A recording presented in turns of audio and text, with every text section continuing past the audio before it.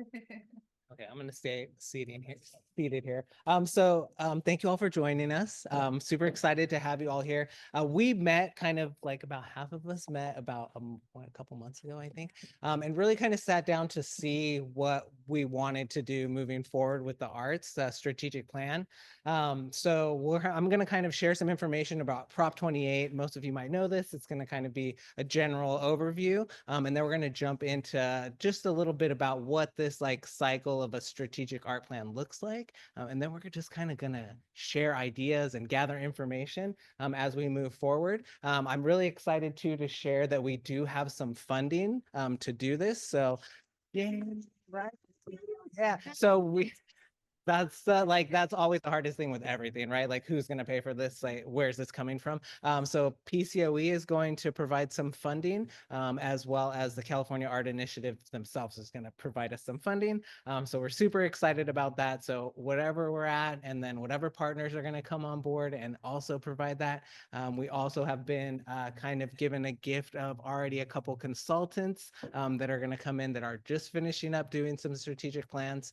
So we have a lot of momentum here. So I'm glad you're all here. And just kind of to share some information about Prop 28. Just a quick kind of overview to take a look at what it is. Prop 28. Oh, and before I continue, I'm going to talk a lot through this.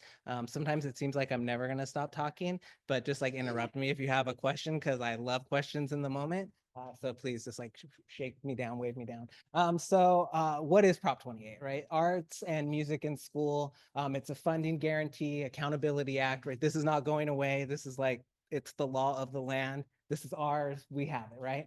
It is a change to the state constitution passed by the voters. So it's not a grant, right? So we're not going to lose this. It's not legislation, not directly subject to yearly education budgets. Like it's not going away. It's here. It's ours. It's the best. Let's see. So funds began flowing in 2023, 24, and it looked different. It looked different for different groups, different school districts, based kind of on, their need. There were some things that also happened with rurals, which refers to kind of counties that are outliers that maybe don't have as many children, as many schools, as many teachers. So they have some different rules that they get to follow. But it is supplemental funding, and it may not be used to supplement existing funding. The whole really idea behind Prop 28 was really kind of to increase classified and certificated staff. So this money isn't for supplies. It's not for buying projectors or computers necessarily. It is for educators. It's for artists. It's for folks like us working in the community to be able to go into schools or to find those partners as well. 20% can be used for art eds programs, PD, supplies, and materials. So thinking like, how do we utilize these funds to bring in, different folks? Looking at like SCOE, Sacramento County Office of Education, they've kind of switched some of their teachers too. Instead of making them certificated, they've done some stuff with making them classified so they can bring in artists to really kind of get them involved and ingrained in education, and maybe get them start thinking like, you know what, this is great. Maybe I should get a teaching credential and follow along this path. So there's a lot of things that have been happening. Exemptions and waivers are possible. And again, that kind of usually happens for rurals, those smaller counties, because it's going to be hard, right, to hire a teacher for 5 children. Yes. I know that Elk Grove got a waiver. Can you hear me okay? It's because of the Zoom. Oh, because because there's of the people Zoom. on Zoom. Everything's fine. Here we go. Sorry, I'm so sorry. Elk Grove, actually, we did have a waiver and we're applying for another one this next year. And the waiver, as I understand it, was also put into place when you weren't ready to spend some of your money, that you could use it for your infrastructure to get some of that into place. Yeah. So we were able to use it for that. Awesome. So see, there's like so many things, right, that are happening all around, different ways to like look how we can utilize these funds, because things might not exist, right? You're not ready, or you're just kind of in this space of, oh, we already have this going on. Can we like move funds this way? Or, we can't do this yet. And so even everybody has opportunities to utilize. Question, when you say each year of funds has a 3-year expenditure time frame, can you just kind of go over that a little bit? Because my impression was that in 3 years, the funds are gone. But what you're saying is every year you have 3 years. Explain it. Correct. Yeah. So every year, right, you kind of come back to the funds. So they reallocate. So you'll have like a 3-year span to spend your funds. I don't believe there's carryover. That's how I understand it. I don't This is really know the forever. budget, right? This is forever. So it's like 3-year increments in a way, and you like spend down, but there is no carryover. You might be I can add more to that. Please. The first year you get the money. So we'll pretend that a school has $125,000, but they have to have $150,000 to hire somebody. Like that's like their rule. Yeah. So they don't have enough to hire somebody at 80%. So they wait and hold that money over for the next year. So they have 3 years to spend that allotment of money, and then that allotment of money starts over. Yeah. So then we're talking in our school district about sharing teachers among sites. Mhm. And so that they can spread that out and share it communally. Yeah, and that's a good way to utilize that Mhm. classified and certificated staff to be able Yes. to be like, okay, we can like do these different things and go in these different spaces. Question. So when you're talking about 80% needs to be on staff, it Mhm. can't be current staff, right? You can't be supplanting this money. Like it has to be new, like it has Yeah. to, like it's not existing, it's like adding, correct? Correct. Yeah, Okay. this is an addition. Yeah, it's not supplemental. So it's not, right? We want to increase. So we want to increase the number of arts educators in schools. We're hiring right now. We're hiring teachers that were classroom teachers. Is this Yeah. okay? Like Yeah, I'm no, ter- dude, okay, go Leah. So I'm just like in the thick of this right now. Yes. So we just actually hired a program specialist. So there are 4 of us that are curriculum specialists, and we just hired one of us, just interviewed amongst other people, to be our program specialist. And now she is going to oversee the implementation of the hiring.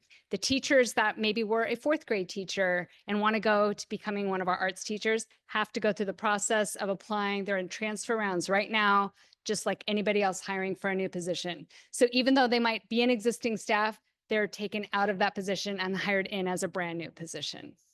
Nice. Mhm. Good to it. And our goal right now in Elk Grove is to try and have at least one arts discipline on every campus. So there might be a dance teacher on one campus and a theater teacher on one, but there's at least one core discipline being featured at each school. That's a great way to do that. I love it.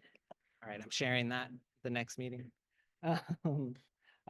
So then LEAs under 500 are exempt. So LEA is lead educational agency. So school districts are LEAs. In Placer County, your district would be an LEA, right? Your district would be an LEA. PCOE is actually an LEA. So that's how that looks. So if you're under 500, then you don't need to apply for a waiver. You can automatically kind of do what you want. Kind of going back to your question, can you supplement? I mean, yeah, right. In a way, and some people do some interesting things. So this definition of arts education programs. Arts education program includes but not limited to instruction and training, supplies, materials, art educational partnerships, programs, and in all areas, right? Dance, media arts, music, theater, visual arts, and it just keeps going on and on. So that's all the good stuff that we want to see. Yes. So this is what we're talking about as we move forward. Strategic plan is getting the county to say all this and approve it. Program should be based on arts and CTE AME standards. So we look at those standards and make sure that everything's aligned. So considerations, what is in place in the districts, looking at what do they already have? Do they already have? We know that's why we're here. How do district arts educational goals and ELOPs overlap? This probably isn't for us actually. So I'll just move on. So thinking about strategic art plan itself, this is what we shared at our meeting when we got together. This is what it looks like. So these are the stages we'll kind of go through. It starts in the middle and then just kind of spirals out. Designing and planning process timeline, invite and establish arts planning team. That's kind of where we're at right now. So we're kind of in that second one. And then as you move through identifying gaps, looking at data, defining practical vision, reviewing current reality, strengths, challenges, and opportunities. That's a little bit of what we're also doing here right now. Identifying strategic directions as we move forward, establishing our action plan. Then you kind of launch all this It goes into year one implementation, you evaluate, you adjust, you implement again, and hopefully that's your desired future. So this is basically like the scientific method, right? Observation, data collection, trial and error, and then we just kind of move through. So this is our plan. This is what we're hoping to do as we move forward. So as I mentioned earlier, we do have funds to create strategic plan. If you haven't seen this from LA, from Create California, you can just look up the strategic art plan in education. It gives you, it's a playbook. So that's essentially what we're going to do. We're going to follow that playbook with a consultant. Our hope is that as we kind of designate folks from the county that we need to be involved, not that we want to, that we need involved, right? That we need that information. We'll meet together. We plan on doing a hybrid model. So most likely we'll meet at PCOE, and we have a large room that we can all like bring in the consultant to Zoom in and then just kind of move forward from there. So yes. I just attended the regional convening for all the arts leaders in Sacramento this past week. And one thing I thought that I would bring to this meeting that I thought would be really applicable to everybody here, an idea was posed and in all the regions to, well, I guess for region 3, but throughout the region to try in our area in Placer County to try and identify the lists of agencies that are vetted by the school districts or ones that want to be and what they need to do to go through that process, because there isn't a database or whatever created yet for something like that. And so having something like that in place, I think would be a really great place to help all of the agencies that want to be connected to the school districts to make sure that they're on a vetted list and meeting all the California art standards and viable for all of the things. So I'd be happy to help with whatever support there could be for that. To add to that, thank you. The insurance requirements Right. at the districts, because they might be different. And I'm finding that a lot of organizations aren't really sure what the requirements are, but then sometimes within the district, it's not really sure what they are. So streamlining that whole process too would be lovely. Question about insurance? Yes. Okay, that's my specialty. And you're in Rockland, so Yes. I'm Jan, I'm in Rockland too, so. Yes. We'll connect. All right, so we're gonna move forward and kind of, so our hope is here, and Jay Rushley's gonna come over here and lead this here in a second. But our hope is to kind of just come together and well, you designed some really amazing questions to kind of just brainstorm, right? Because this is our hope, is that we take all this information, just like you're sharing with what they're asking, like, you know, databases, like what's going to work the best for us. And then just looking at some content areas, and I will go ahead and pass this over to you. Should I get the paintbrush?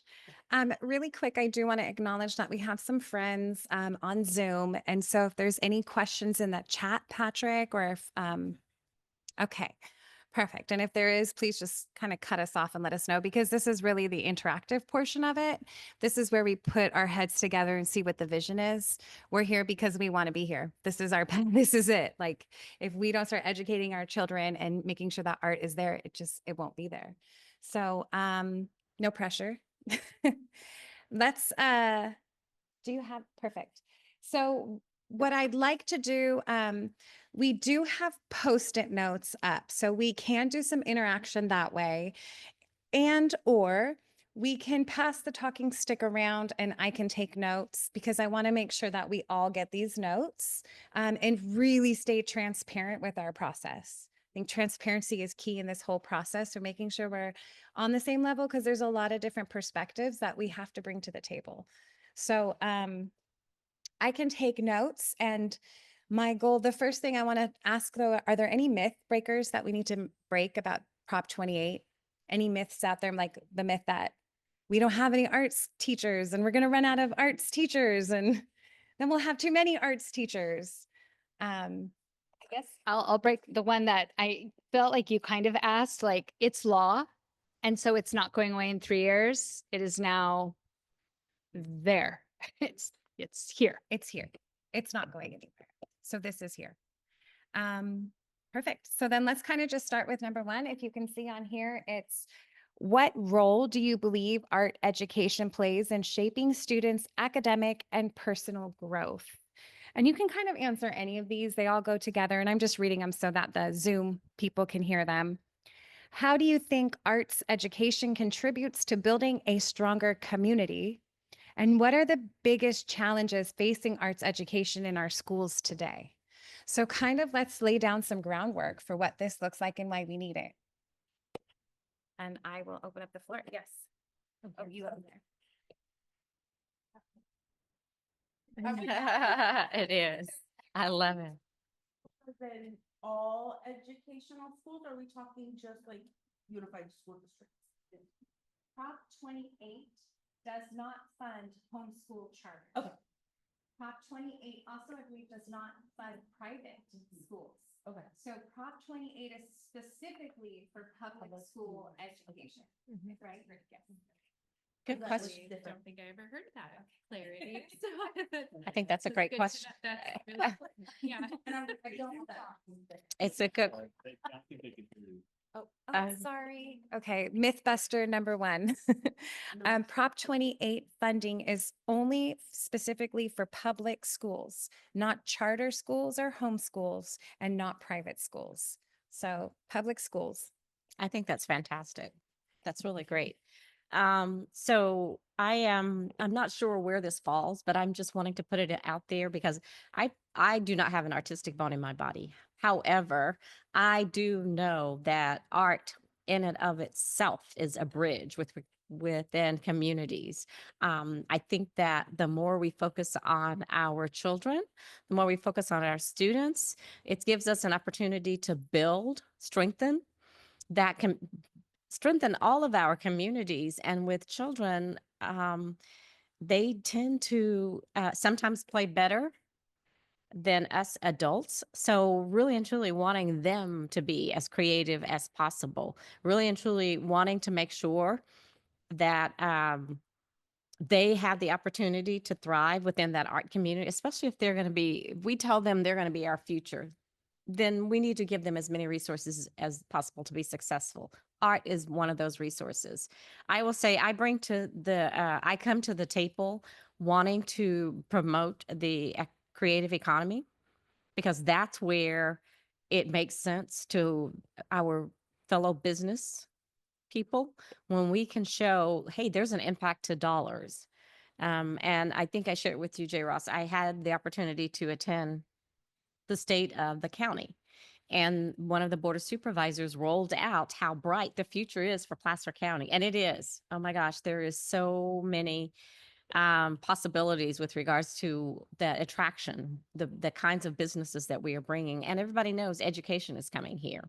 So in the presentation, she shared about film. And that was her, I guess, her presentation when it comes down to art.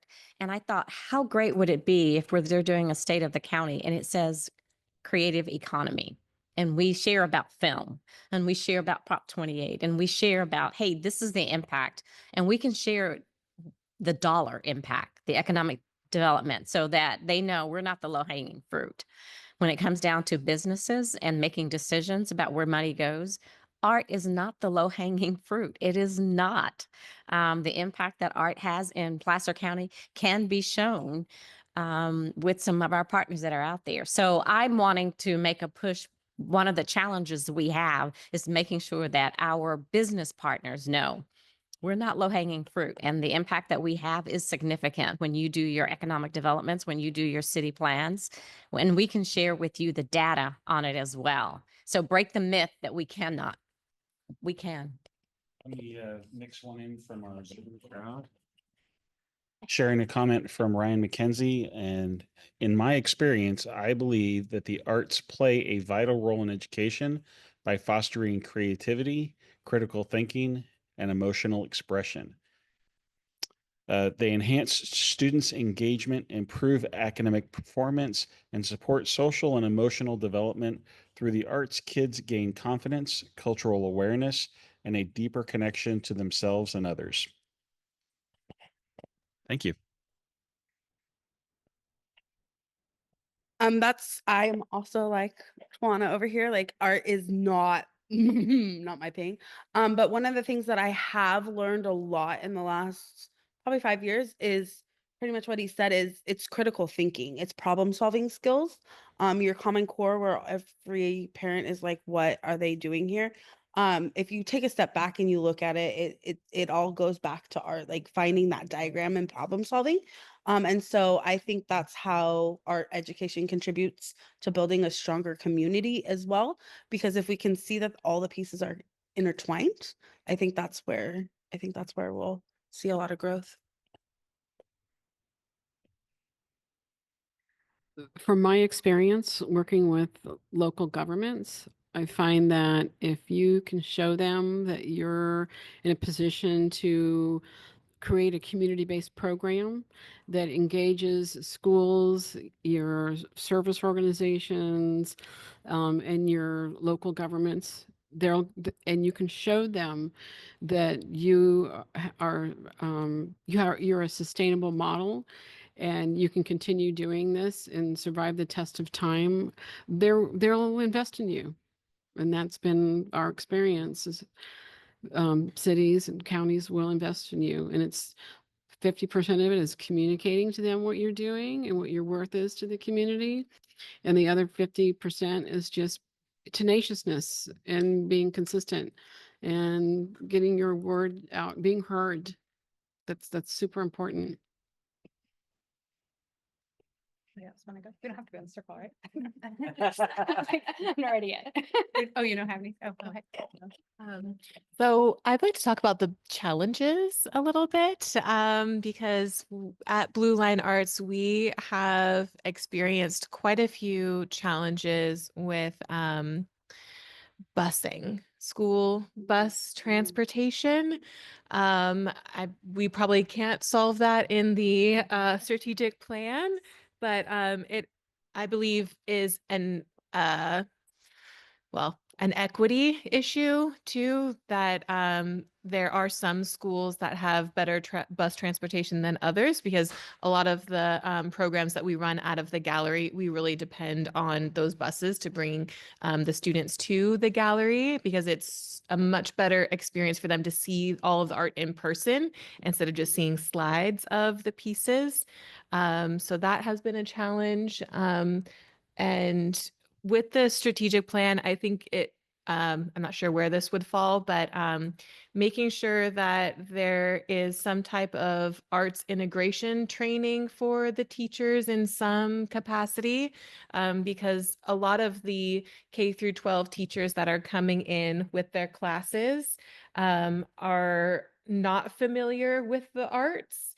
And a lot of times we are educating the teachers just as much as we are the students, and seeing them participate in the tours and how the kids are engaged with the art. I've seen some of the teachers just kind of click with that. When we ask for them to fill out surveys afterwards, and the teachers share that they typically don't include art projects in their teachings regularly or in their lesson plans, but after their experience, they're realizing that they could and should, because it is more engaging. So arts integration somehow in the strategic plan could help alleviate that challenge, with the teachers feeling more confident to teach art, even if they aren't an art teacher. And then we have another comment from Kristen. I'm going to try to see if we can hear her on speaker. So go ahead and unmute. Hi, can you hear me? We can hear Yay. you. I was looking for a paintbrush. I don't have one. A point shoot. You need your point shoot. So, what I'd love to follow up on the last comment, busing to after school arts programs like my own. I founded the Lake Tahoe Dance Collective. That's the capacity I'm representing here today. We have kids who come from a school within our district in a different county. The buses don't work. My parents actually go pick up these kids at the school to come to ballet class. They call it ballet taxi. We're like going to get them a thing. So yes, that is a whole nother element. But what I was thinking more of was the educating teachers concept. when I was a young person, my mom volunteered to come into the classes, and it was called the Art Docent Program.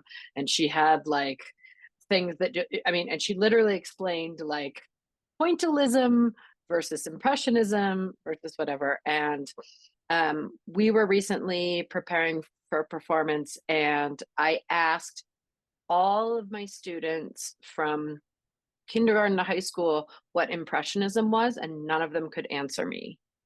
So there our task is laid out, right? So I think, to back up what you're saying about educating the teachers, I think we are now of a generation where arts funding has been cut back so many generations that the teachers don't necessarily feel comfortable. If they don't have an arts background, how can those of us in the nonprofit arts community sort of hold the hands of the teachers, or show up on those certain days or whatever? We go to the schools, they don't come, solve the busing problem. And again, these are sort of big ideas, but how can we sort of hold the teachers' hands? Like, one of the things I learned deeply in forming my nonprofit was people can only sit in a meeting for 2 hours, then they tune out, they lose it, right? So there's this whole tool where you can stand up and get people to move around in a boardroom and get them to move their bodies. Is there something we could do like that for our teachers to say, here's 5 minutes of movement? I say that as a dance teacher. But I think educating teachers is a very nice way of starting this, and sort of, if there's some sort of mention in the strategic plan to say, like, we're empowering the teachers, we want them to feel better about sharing art, we want it to enhance them, and maybe we create some sort of like a getaway where it's a beneficial situation where they go away for a weekend and they learn what impressionism is, they learn about movement, they learn about whatever. So the teachers themselves are being treated to something nice that they can then sort of pay forward. Again, big concepts, but that's my 2 cents. I love this. And I just want to reiterate and kind of bring it back together that we're looking for in our strategic plan for twofold. One, how do we make sure that our students are being educated? And how do we make sure that teachers are educated so that they can use art as a tool? So we have art as a subject where students get to learn in their subject. And we also have it as a tool for teachers to use in their everyday curriculum. And so is that something like, are we on the same page for our strategic plan? So we need to look at those two things. And then my question or kind of comment was, and I'm sorry, can you repeat the name that was that Mir? Kristen. Kristen. And she had one more point to make too. Okay. And my question for you, Kristen, too, is you said after school program, and I want to make sure, does Prop 28 cover after school programs? Okay, perfect. Kristen, go ahead. I just, the only other thing to tag on to that is I think teachers are tasked with so much. I just think if we can frame it in a way that the arts education isn't, oh God, and then I have to do this. Like, if we can present it in a way to those teachers that it will empower them and give them that sense of creativity, of problem solving, whether it's the new algebra or the whatever, just if we as creative people can help in any way, I think myself as an artist and a teacher would be very interested in that. Like, okay, so if we're going to be bodies in a room explaining fractions, great, let's do it. Let's all stand up, and all of us are here, and then half of us are over there. I do think through my work teaching dance that every kid learns differently, and I cannot imagine what it's like to be a public school teacher trying to figure that out for 40 kids. So I just sort of wanted to blurt that out. So I want to add something about the after school program, because when we sat down in Lincoln with the assistant superintendent of education, one of the first things that came out of his mouth was, can you do an after school program? And we thought, well, that's not really the first thing we want to pilot. It's probably not a good model for us to go in that direction right now, but let's talk about it later. So as we do our pilot, it's kind of coming up again. And I think it's a great opportunity for community arts organizations and schools to work with this group of kids, not just to keep their minds busy or, babysit them, but to offer some actual instruction, art theory, and things that expand their horizons in, spatial learning and lift them up in an academic subject. So, I mean, that's kind of where we're going with our programming, is to not just get out there and give them some clay to play with, but the critical thought process. But in executing that with the strategic plan, I think it should be well-rounded in the classroom between, the normal classroom hours, and then define what, are the period of after-school programs, because the schools aren't always accommodating them. So we need to make sure that they're not going to be like in a computer lab and they're going to be painting around keyboards. Because that's kind of what we're running against in the normal during the day, when classrooms normally being provided, is they don't have the resources. So we need to make sure that the schools take this opportunity seriously. And even though we're offering a Band-Aid approach, while the schools are cranking out the certificated and credentialed applicants and candidates for the future, we're on the boots on the ground, and we're dealing with this real time. So that's got to be part of the strategic plan, because it's a phased reality, unfortunately. Yeah, and I'll just tag on to the end of that really quickly. I just put in the chat, I've had, I run an after school program in the sense that it's a ballet school and it happens after school. And I'm not looking to Prop 28 to solve any of my problems as a dance company. But I once had a parent say to me, well, if she were running track at school, it would be free. I can't afford ballet classes. And so I think if we can look at this, I've looked at it in a way with my school and my organization that the arts should be as accessible as sports. And we in Tahoe live in a very heavy recreation sports driven community that, if you want to be an Olympic skier, we'll throw all the money at you in the world. If you want to be a dancer, tough luck. So I just sort of see that as a little component here. And I just sort of want to throw that in. I'm happy to help with that, but I don't, I think in any way that organizations like mine can partner with schools to make that happen. If it's Prop 28, great. But if it's not, I think we can put it as an item to be something. If this isn't the solution for it, where can we find another one? Community Reinvestment Act is what our Jay Ross is saying. Nice. I just want to follow up on that comment, because it made me think that awareness and education to the schools and the community on the different career paths that these different classes feed into is another important piece of this. I mean, we need graphic designers, we need people in the film industry, we need animators, like the list goes on, and on set designers, actors, and maybe making that a little bit more highlighted might help. I think that with that comment, you make it much more acceptable if the teachers are talking about those career paths, much more acceptable, much more of an awareness for the students with regards to, yes, that is a viable path for me. But along those same lines, and I bring that business lens, you really and truly have to teach them how to be entrepreneurs as well. Yeah. So there should be some sort of connection. If there are opportunities for them to partner with other clubs to build that skill set, because they really and truly need to know how to make a living with it. And I'm also wanting to hear from them.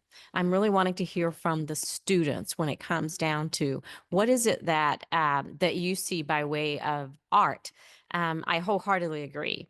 The teachers, yes, but oftentimes those students are so full of innovations and things that are just way out there, but no one's taken the time to listen to them.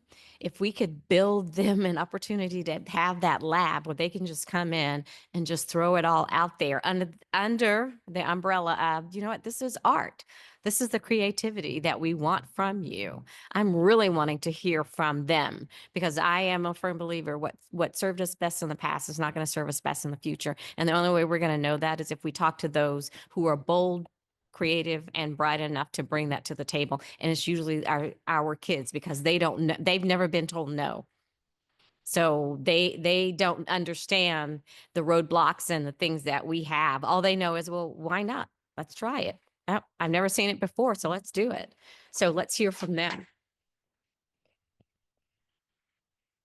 I just want to add two things. So with this project that we're working on at Lincoln Schools, is we wanted to gather metrics on the performance of the project. And so we did a survey, and of course I had incentivized it with goodies, Dutch boys and coffee gift cards and things like that, so that we would get them back. But I asked questions in the survey that engaged those kinds of questions about to the parents. There was a parent survey, you know, do you feel that there's a viable career path in the arts? So let's, you know, think about it. And then as we move into that further, we're like, this is all about Prop 28. This is a base of an economy that's growing now and it's not going away. And you're at the, impetus of it. And, let's catch the wave here. And I mean, that's maybe the movement we can work on, through the strategic plan is maybe get some of the higher education people into the conversation and into the classroom, or have a video made or something so that they can show the career paths out there, like Mary Tess was saying. Thank you. I hope this comes out clear because I've been writing some different notes. So first of all, talking about the teachers, I do feel like that's kind of multifaceted, and that you just brought up the higher education, those programs training teachers to be teachers, including some type of art class, how to include the arts in teaching in the credentialing programs before they even get out into the field is huge. Last night I was at a meeting with Sierra College Early Childhood Education Advisory, and they were just talking about the same thing, that they have these really great career paths. They're shortening their process for individuals to go through to be able to work with kids, but they need to fill the classes. So that's something too. It's kind of multifaceted, but they're also very passionate about including some of the arts courses for individuals who want to be teachers later. So there's that angle. And then someone had brought up art docent, and this has been something that's been very, very close to my heart. This year I've been working on a volunteer music docent program, and we already have the art docent program, but I think there's such a huge untapped group of people, of retirees who used to be teachers, who are passionate about the arts and who have so much to give and would love to be, they just don't know maybe that it's an opportunity to go into the classrooms. I think that's another angle that is important to have in the strategic planning, providing additional purpose.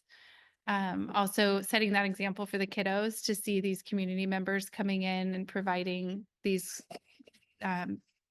volunteer docent lessons. Those also are a really great way to train teachers, because the teacher's supervising in the classroom anyway, and it's kind of a passive way to learn, because it can seem really intimidating to have all that, I have to know all this about art now, but then to kind of have somebody set an example for you. That's another way to help with the teachers. And I don't know what that note means. Those are my other thoughts. I'm sure it'll come to me. Okay, I want to be more like Jill because I didn't write anything down. So I don't know if it's all going to come out. Oh. No. Okay. Okay, this is Leah. Hi. I just love what everybody is sharing. I know that one thing I shared on a video I helped make with the Blue Line, like if we show the value of the arts to our kids, then they're going to invest in it in our future, right? So one thing I think has been a common societal issue, I'm going to call it that, is that arts are set apart, that there are people who know how to do it and there are people that don't. And I'm saying this in all respect, like even both of you said, I'm not an artist. And I think, and you're probably right, but no, you're probably not. The thing is that I think that the thinking, and Mary Tess and I talk about this all the time, like I wish as a society, I'm sorry, I'm going to get a little esoteric here. Like, I wish that it wasn't about you can do art and I can't. I wish that it was more about we are all creative and we all can, we don't know how, and we all need some tools and techniques. Some of us have extra special whatever things to take it a step further and do it with maybe a career. But I have a degree in dance, but I'm a visual artist, like by trade.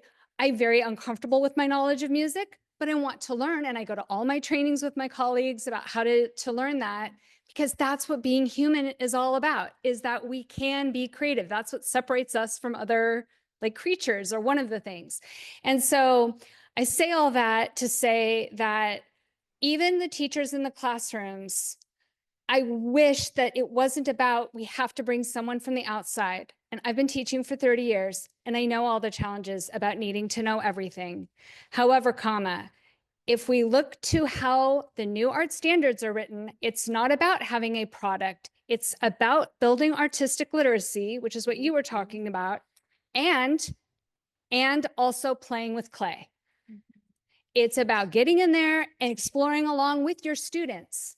And I'm actually working with Emily Dans. She worked with the Clara Building, and she is producing a new curriculum. I'm working with her, and it is going to be all process-based learning arts for classroom teachers to learn along with their students. And when teachers, this is what I do as a specialty, is arts integration. That is what I do, is try and help classroom teachers go, I don't know anything about watercolor. That's okay. Let's grab in some hypothesis. What do you think is going to happen if I add the crayon first? What happens if I add the salt? What do you think is going to happen? Okay, what happened? It doesn't have to be this preconceived product-based, we have to have the impressionism thing at the end of it. But they do need some training in what some of this stuff is, so they have some background in it. So that's what I'm trying to do in my little world, but my job is sunsetting and I'm open to any employment. But here we are. I hear you have a dance degree. I do. We could use you in Tahoe. We just can't pay for you to Just live move here. up to Tahoe. Yeah. If I could hop on the, oh, I'm sorry. Oh, you're I don't have a paintbrush. If I could hop on the concept, I love the concept of artistic literacy. I think that's really beautiful. I've come up against that a lot here in the public, where they say we don't need the arts.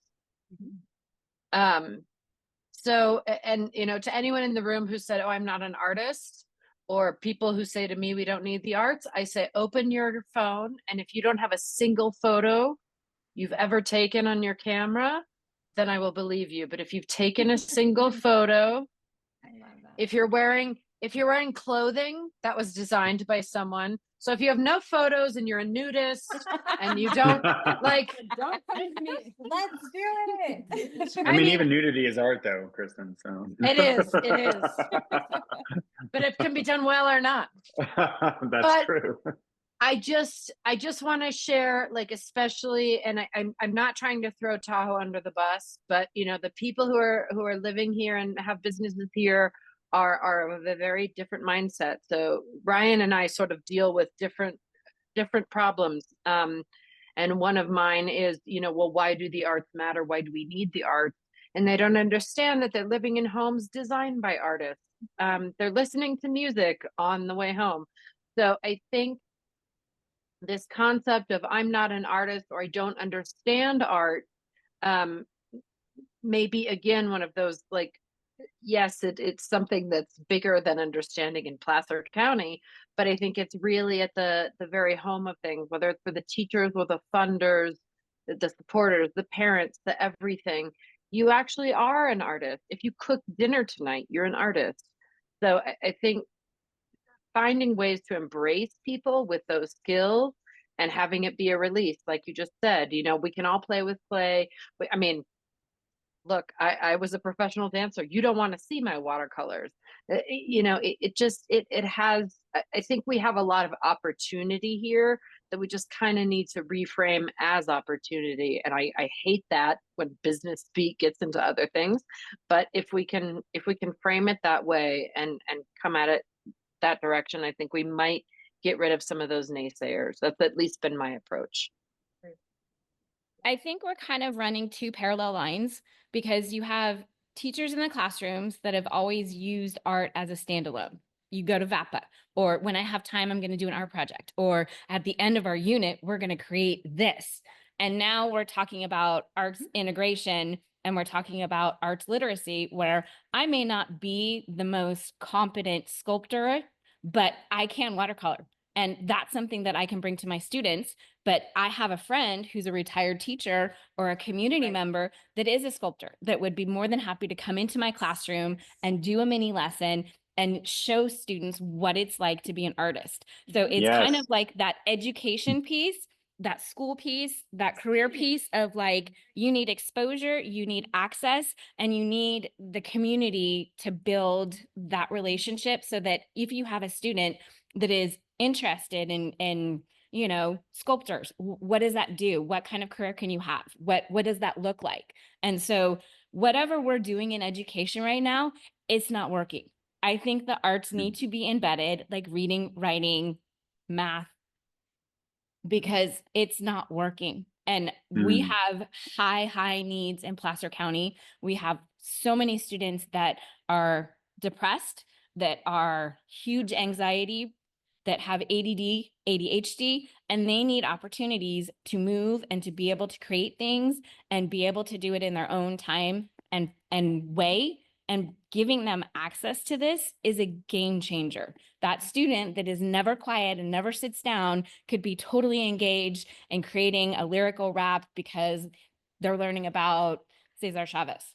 So I think that's kind of like that piece that we're missing. We've got these two parallel lines, and how do we intertwine them so that we can be more creative and get our kids where they need to be so that they can be creative thinkers and they can think outside of the box and they can be that next generation of push instead of, oh, it's too hard, I don't want to do that. One thing I will say is that I have the opportunity to work with Sacramento County Office of Education, and we've integrated any given child. And that's been phenomenal. So you have a 6-week curriculum, 6 hours in a classroom, and it really is for the teacher, not the students. And so you're going in and I'm asking the teachers, what are these students having a hard time learning? And then I find a way to make it creative. And then I teach it in the classroom to show her. And at the same time, the students are learning. So it's been fundamental. I mean, we've turned fractions into sound, right? Into notes, musical notes. That's all a fraction is. And I think once the teachers see that, you can see the aha moments. And then I walk in the classroom next time and I see our raps on the walls, right? So I think it just, back to all these points, is that I think if we can encourage, because yes, this is our money indefinitely until right? But our teachers are always in the classroom. So I think fundamentally it is giving these teachers the ability to feel confident in teaching these. And to Tawana's point, we've incorporated what's called arts integrated entrepreneurship. So we found a way to get entrepreneurship into the classroom through our arts and Prop 28. And so now we're asking things when you're talking about branding about colors and how do colors make you feel? And so we're able to incorporate all of this. So I do, in our strategic plan, would love to see something where you're physically getting artists. I love the idea of having single subject teachers in the classroom and raising that bar. And I love the idea of having, to Sarah's point, having artists in the classroom and developing that community feel so that students can see themselves. It's also diversifying our classroom, who's in front of the classroom, which is important. Do I? It's on me. Oh, okay. Go ahead, Ryan. Oh, hi, everybody. Well, first of all, it's a total pleasure to be here with all of you, and thank you for dedicating your lives to teaching, to education, and to this, and to this endeavor of asking questions about how we can better utilize these resources. I was going to say something very similar to everything that was just said. I think that was absolutely, and said so much more brilliant than I would have. But just the power of art as a responsive activity. So often we will take, someone's, we will measure someone's, whether or not they learned about a subject through how they write about it, like in an essay or something like that. But offering more opportunities for projects, not necessarily saying like you have to do a project, but offering the opportunity of doing a creative project to respond, to what was said. I also really love what Tawana said about, or just the idea of there being a range and a span that we embrace rather than create further divisions about who is quote unquote an artist and who is not, but rather to celebrate that creative spark that exists within every human being, and to have opportunities and give opportunities to allow people to express themselves no matter what their training, no matter what their background. With that, I wanted to also add having an opportunity to bring in people that do carry an expertise, within these areas. I work with a nonprofit. We are Arts for the Schools, Fox Cultural Hall up in Kings Beach, and we're dedicated to fighting systemic racism and prejudice through the transformational power of the arts, because we recognize that the cultural performing arts have a profound ability, that when we bring in a group of dancers or actors or musicians to come in and perform, a culturally relevant program, really quickly you'll start to see the things that so often divide us as a community of people. You figure out really quickly, it's like, my neighbor's not so bad. My neighbor's not out to eat my pets. My neighbor's not, out to, right? Because that's kind of the thing that we're battling right now. And so what I would want to throw into this conversation, sorry, it took me a little bit to get here, is the power of field trips, and taking students to your local performing arts halls and taking advantage of programs, educational programs that are out there where we're bringing world-class dancers, musicians, actors, to the stage to perform something. So often there are so many challenges with transportation, things like that, but I think that the power of what is provided there is worth those challenges, and to really lean into those things and those opportunities that are provided possibly within your community.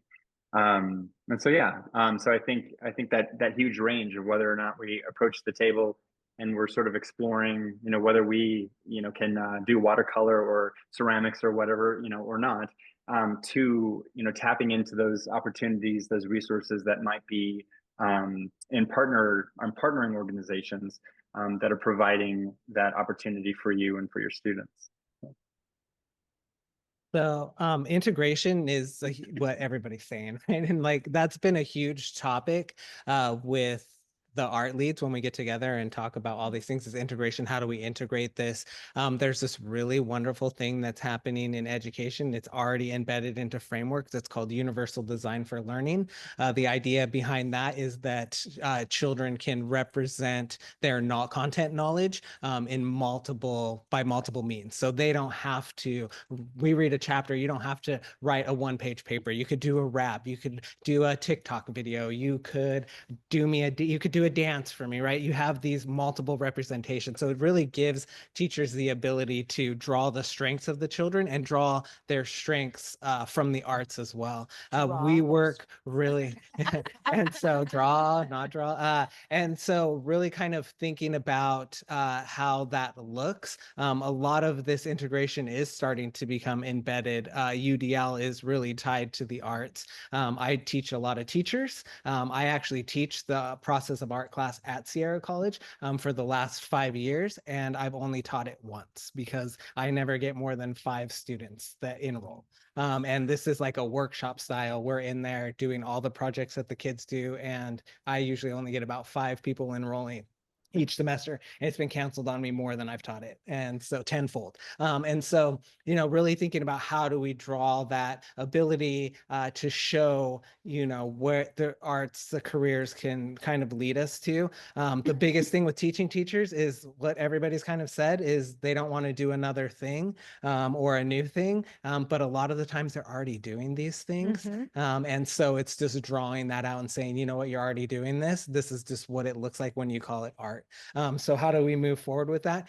There's a lot of work happening in Placer County. And I think this strategic plan, one of the focus points is going to be getting an Placer County arts resolution adopted by the board. And so that's going to give us the power that we need. It's going to give us that fodder to go out and say, okay, Placer County Office of Education says, here's their art policy, and art should be integrated. It should be, you know, accessible to everybody. And here's what it looks like. So as we move through this strategic plan, that's going to be one of the things that we'll focus on, is getting that board resolution so that now we can go out and say, okay, districts, here you go. Here's what PCOE says, because they do look to us for guidance and what are we doing? What do we recommend? We can't necessarily tell them what to do, but they're calling and asking what to do. So moving forward, I think that that's going to be an important piece to this as we understand like what that really looks like. Can I ask a quick question? Because I don't know this, and so you don't know what you don't know. Is there a festival of the arts in Placer County already? And if not, and I'm seeing on your faces no, could we have something where teachers and students come out to play and rap and explore and learn about these different groups that are all in our schools or want to be in our schools or whatever the things are? But yeah, trying to get all of our community partners on board and featured. And so teachers can learn about field trips they can go on. Oh, I can do that with my students, and students be, you know, and maybe I know that one thing, like in our school district, we've actually even though at the secondary level, we still have to use the word VAPA because of college things, we actually only call it arts education now. And we are really leaning into the words of creativity. And that might be part of our strategic plan, is about building creativity in our community or something. Oh, that could be like a t-shirt. I don't know. But anyway, that's what I have to say. I want to piggyback on that because I 100% agree. I love that idea and event concept. And the Crocker used to have an educators soiree. Have any of you attended that? I think it was pre-COVID. But it would happen once a year, and they invited local nonprofits to booth, and they had a whole hall where we could have flyers out for our programs and our field trips and everything. And because it was an educator soiree, it was for teachers. So we only had teachers and principals coming in to that whole event, and it was great. It was amazing. Yeah. Yes. Would love to have that back. And then I did want to add on to, I loved your comment about how there's like 2 schools of thought happening right here. And the whole time I'm just thinking like, what if, maybe this is a big ask, but what if the strategic arts plan just redefines what a well-rounded education is and should be, and be like, a well-rounded education is all of these different art mediums being featured. It's having field trips. It's having your K through 12 teacher know how to teach art, but also regular classes taught by artists that are coming in, like a little bit of everything. 100%.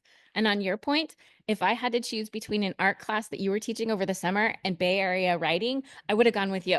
So I think that being able to have access for teachers, like PCOE sends out a bunch of stuff of like, oh, we've got a training for this and a training for that. But it's like, if they were to push out, we have classes available at Sierra College and we have availability to pay for your class, or we were offering it at a discount, there would be so many teachers and educators that would jump at that chance because it's something that they would actually enjoy doing versus sitting at UC Davis math or doing something that like, oh, I really don't want to spend my summer doing this.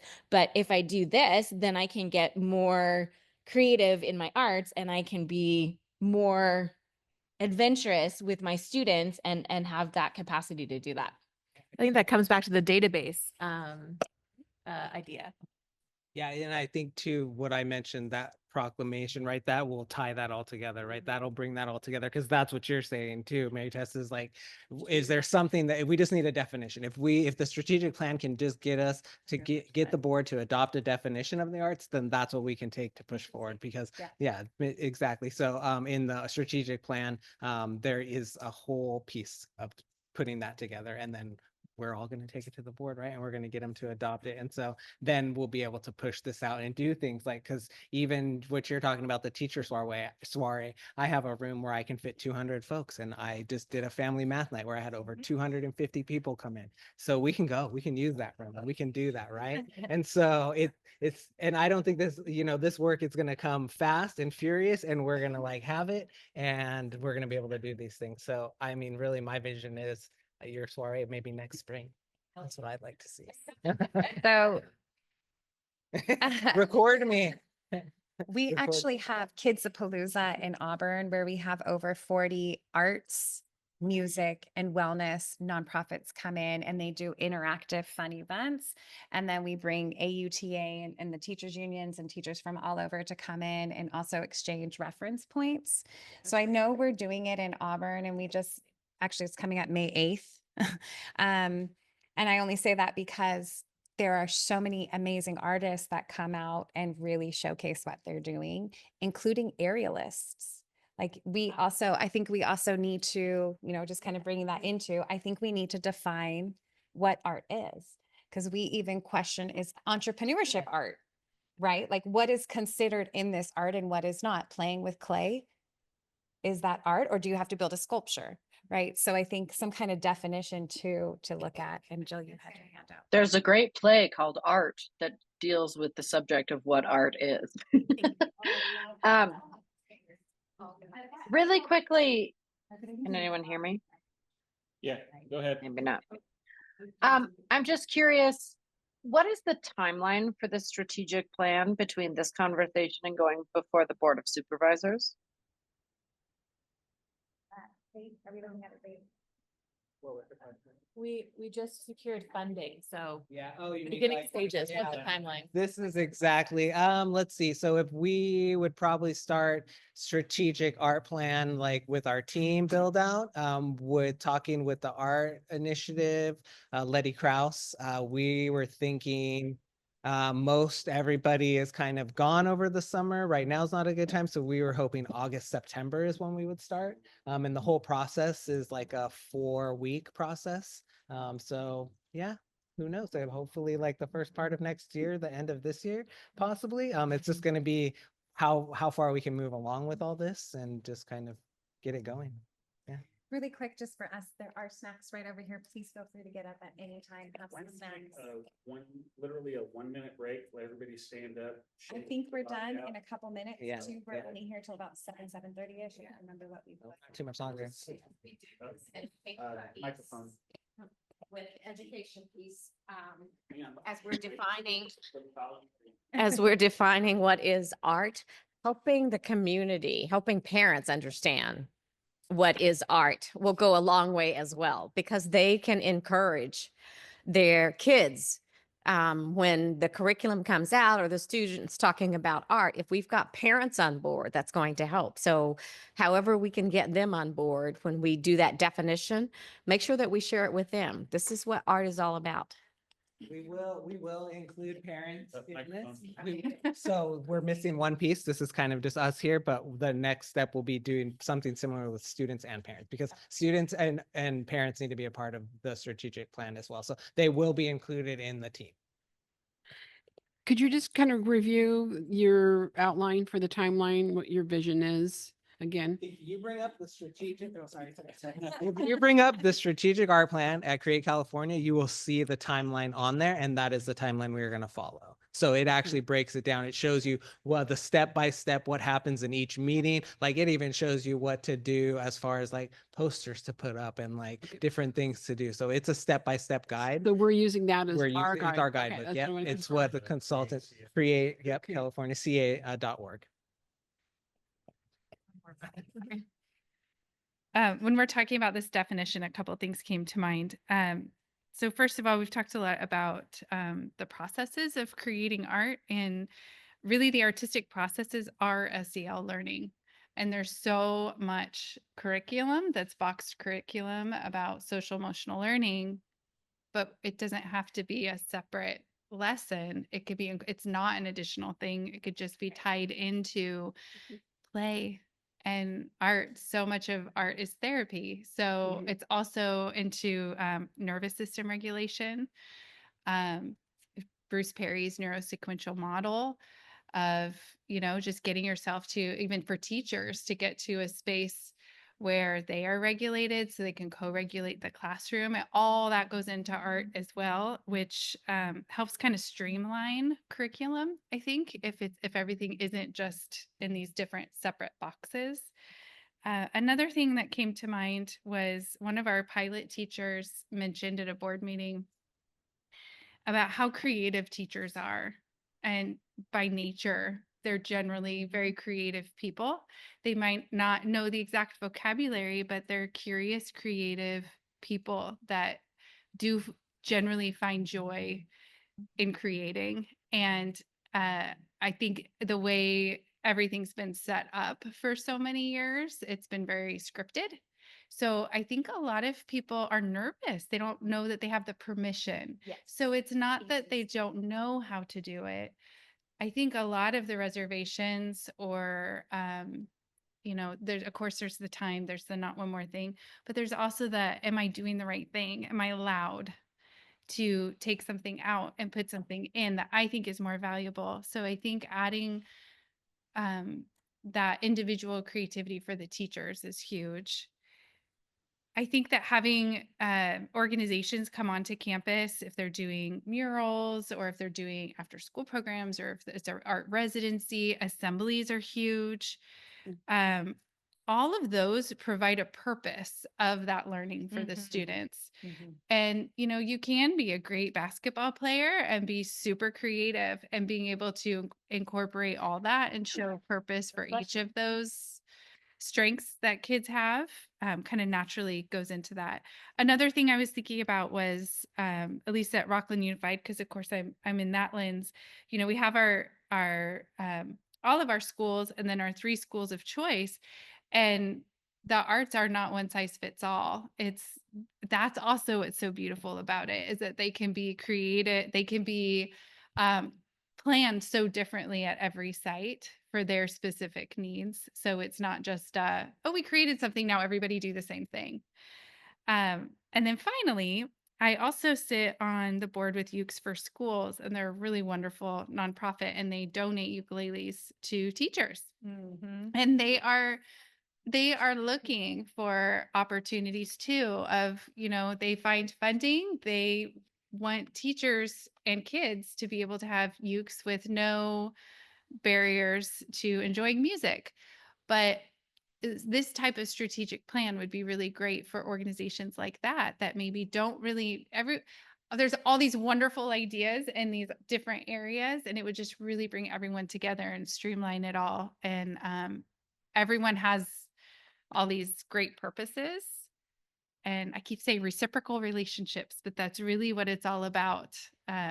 Mentorship and providing purposes for things. I was just talking to some of our music teachers about, what songs are your students learning when they're learning an instrument? It's okay if they're learning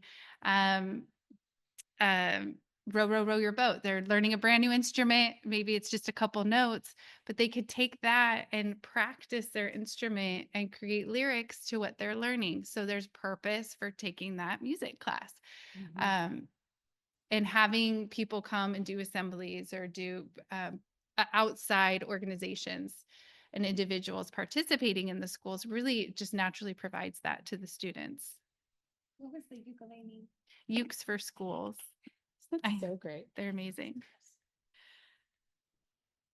We have a guest coming in, if we could just get her. Okay. And come on. Sorry, I'm tardy. I was supporting my child at a swim meet. I'm Alex Shadle. I am the Artistic Director of International Dance Arts Collective. We just had a full school assembly today, 500 kids performing, every kid at Sierra Elementary, doing a program we call Dance's Joy, and it's integrated with our VAPA program. And so each grade level learns a cultural dance form based on their social studies curriculum. So it's really cool. So it goes from social studies into VAPA, and then we move into PE to practice for the performance aspect of it. So lots of social emotional learning, lots of intercultural relations type learning and that kind of stuff. Anyways, that's what I do. So this is really exciting for me to hear all these things because that's what I just spent today doing.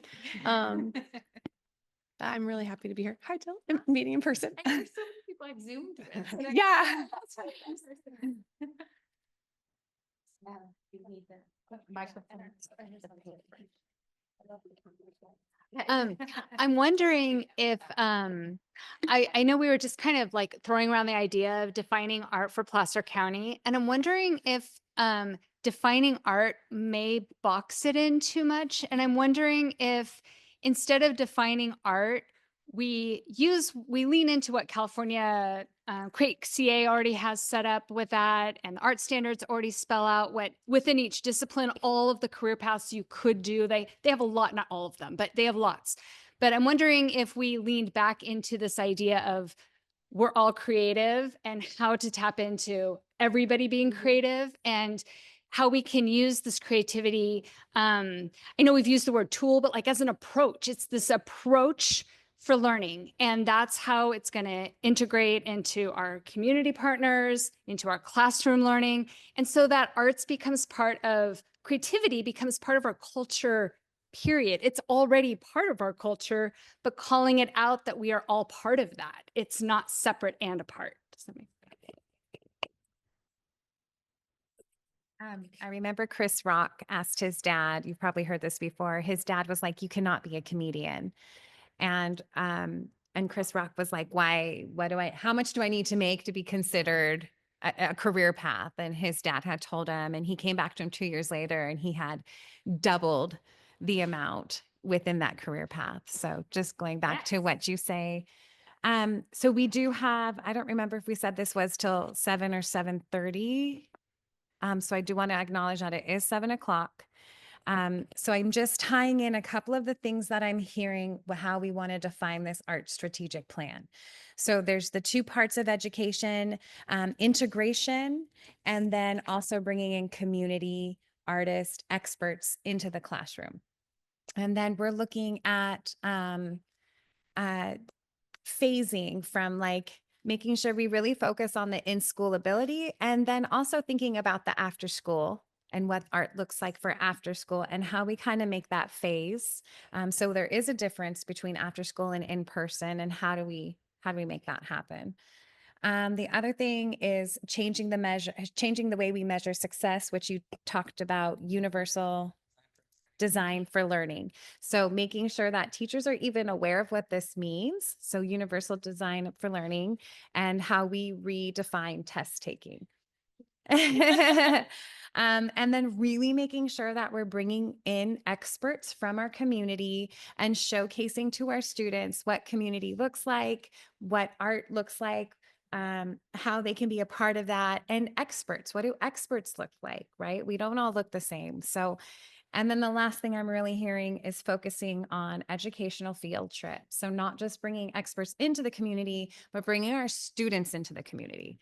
And parents, because they're going to have to drive because we don't have buses. Board members. And I read, what is your biggest challenge? I think your board members. So, and that was definitely our board members passing, oh gosh, wait, I have it on here. Hold on. Daniel, you said, tell me what you said. Either like a resolution. A resolution. So getting our board members to pass a resolution. Is there anything you want to add to our idea of what the strategic plan looks like? Because that's kids police.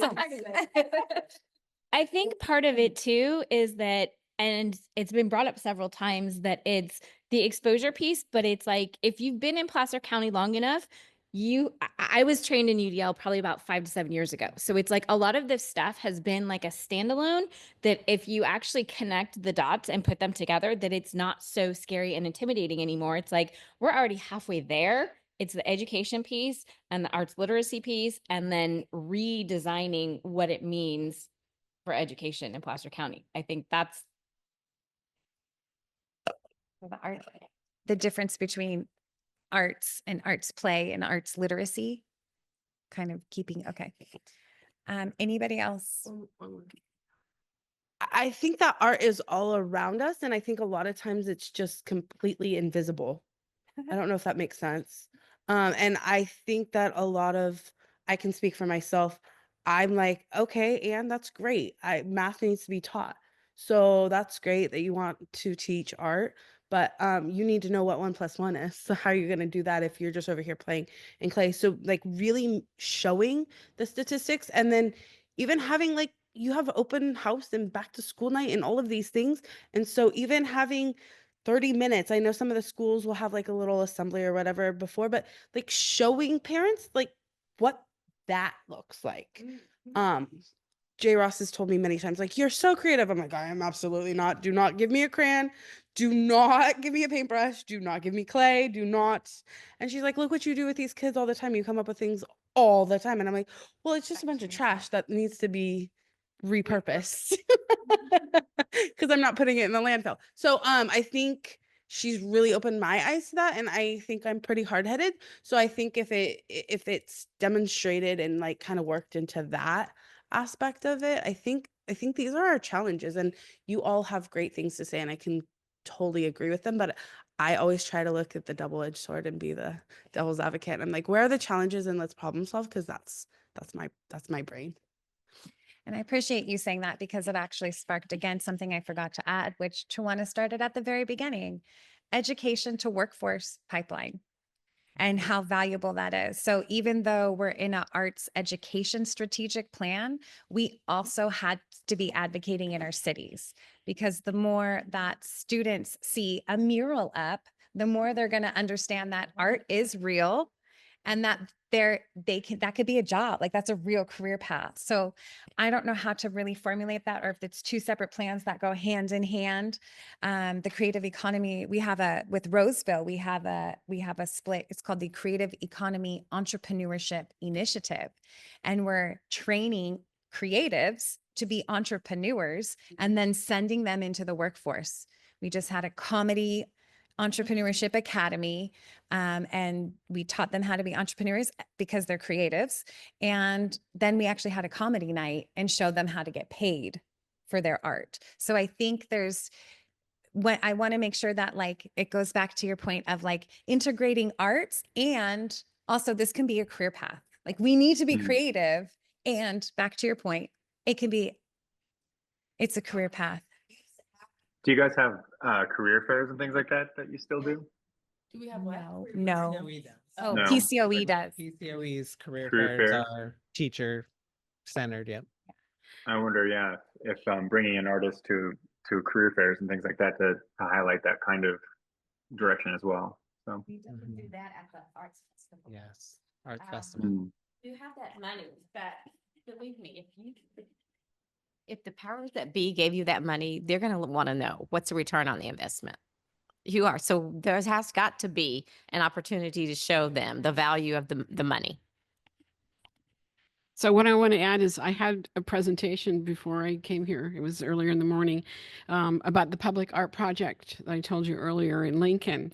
And I received 2 grants, and I talked to the students about how I got those grants and what they meant.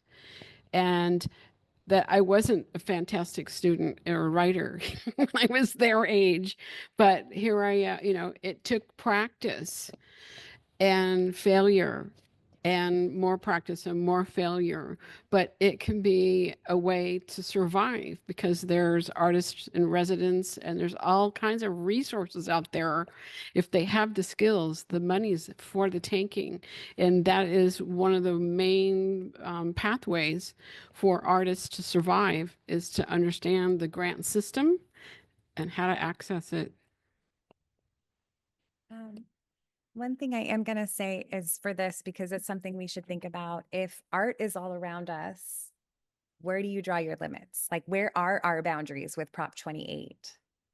What is our boundaries with our strategic plan? Where do we have to draw the line and say, okay, that's really fun and creative, and it's not really something we can incorporate in our art? So I don't know. And if Elk Grove, if you guys, I think that's where the art standards keep coming back, because we have to, if they have to meet the art standards to be connected with Prop 28 monies. And what I love from this conversation is, I'm in the school district system and I see how we're trying to help support the teachers, but we only have a limited number of community partners that we work with. And I think that Placer County has this amazing opportunity now. We have voters who have voted for Prop 28, overwhelmingly, by the way. So we have people who say that they do believe it's important. It is now legal to have it in our schools. And we have a group of people who want to make the community partners connected with the schools. And we have art standards that were rewritten and adopted in 2019 to be process-based, that they're not another have-to laundry list thing, that it's about the process of how artists have trial and failure and how they go about. So I think all these things are so exciting because the opportunity is right there. And so now we just have to we know the why and the how and knowing the what. I don't know. I think that there's some really good stuff happening.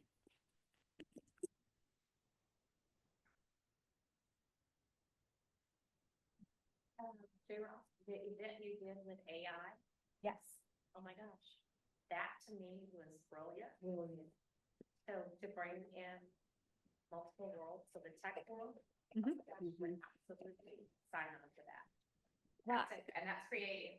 And what we're noticing is that the tech world is starting to invest again in arts because they're seeing the outcome and asking for creative individuals. So tapping into that we did an AI workforce and development for everybody, and it was packed in the Roseville Venture Lab. It was a great time. We just talked about the importance of AI, and that goes, even though we have our art standards, and that's why I come to well, we kind of have to define it a little bit too, because now AI is coming in. So in 6 months to a year, art is going to look different. And now is AI a tool we can use with our arts and strategic plan? Art standards, Okay. media arts. Good. So I think maybe our first tool for all of us here that are really interested in this is to look through those art standards, which are really easily available online. Look through those art standards and then see how can we use all these. And again, we'll make sure everybody gets these notes. Looking at the art standards, how do they fit into, we have 9 things that we're looking at right now. Educate existing teachers and planning for new teachers, after school programs and in person, the phasing of what that looks like in our arts strategic plan, changing the way we measure success, bridging in expertise in community, resolution to our board members of arts, and education to workforce pipeline. So, and it's all built in there. The philosophies, the philosophical, you speak to it, the philosophical foundations of literacy, artistic literacy. It's all in there, right? All that data's there, all the brain research, all that stuff's tied into why this is all important. And the standards are built. They take years to build out. It's not like they have them pretty quick. So it takes a long time to find and build all that out and understand that. I think, something I share a lot is asking folks, what do you remember from school? Do you remember writing those papers? Do you remember reading those long things? And everybody's answer is no, right? They remember the projects, they remember the field trips, they remember those interactive things. And we know from research too, that the best way to learn is if you have an emotional connection. Even so, when you look at brain data, I should have put those slides in there because I nerd out about this all the time, is when you look at it, right? The areas that are triggered when you have that emotional connection in your learning are the same areas of your brain that if they're damaged, that you can't be revived. Like that's it for you, right? And so thinking about that connection, thinking about how important the arts are, and how learning can be just, maximized for everybody when they have that ability to use this mediator as again, as a tool for them to just share who they are. So super important. So can you, Daniel Mendoza. Please, yes, that was awesome. Can you please, what are the next steps? So what happens next? Just the next month or two, like where do we go now? So next steps is like going through this data and looking at, what we want to take away, kind of move through a plan. We're going to meet with a consultant and see kind of what her next steps are. We've secured some funding. So now it's going to see how much funding that is going to be, how much the consultants are going to be. This is going to be like all the boring budget stuff. And so looking at like how much more do we need? Like what other community partners do we need to bring in? We're definitely not going to leave out Tahoe and Truckee. Like we'll mirror whatever happens here up there. And so because it's part of our county, have preschool sites in Kings Beach. I'm going there tomorrow, actually. And so, yeah, and I'm staying the weekend too. And Come so up, say like, hi. and so, listening sessions up in Tahoe. yeah, definitely 100%. And I mentioned Family Math Night. We're actually going to do one in Tahoe too, because we have sites up there. So next steps will just be kind of really looking at what budget's going to look like. We want to bring in some student and teacher voices as well in the same kind of venue and see what they have to say. So bringing all that together. And then from there, we'll be putting together a team. So we'll say you'll all see that interest form go out, like who wants to be a part of this. Definitely check out the Create California or createca.org to look at that strategic plan, because it's a lot. And so we're going to do it. And so as you see that mapped out, like that's going to be a lot of work for us, a lot of commitment. And then from there, like I said, we're hoping to kick that all off in August, September, where we come together and just, go from there. From just a marketing point of view, so are we part of this? Is this what this team is part of? Is it part of this Placer Arts? They're just one part. They're just a part That's of what, it. so then I'm wondering, what are we called, or what is our?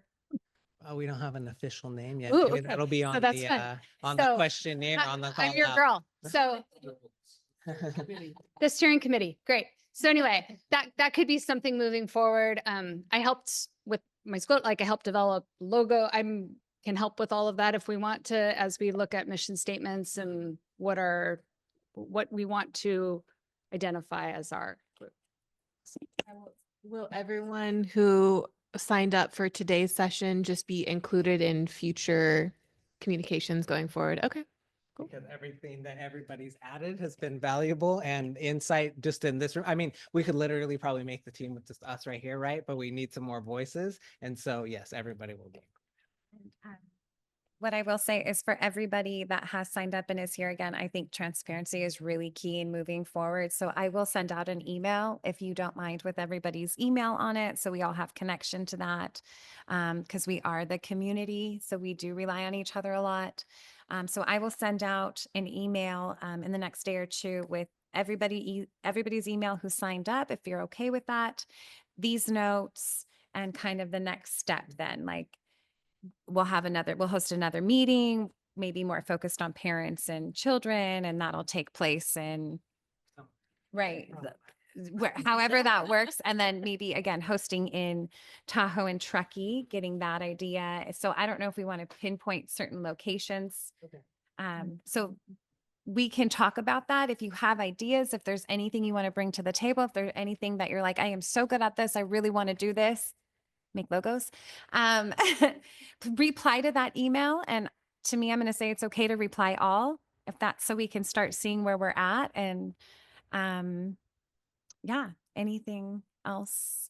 I do want to thank Mary Tess, because I really think that you were a staple in putting this together by inviting Daniel, myself, and Leah on a panel where we got so excited about this that it just became reality. So I really want to shout you out for being the forefront of this. Thank you. And I've talked to Janet so many times, like, we just need a strategic plan.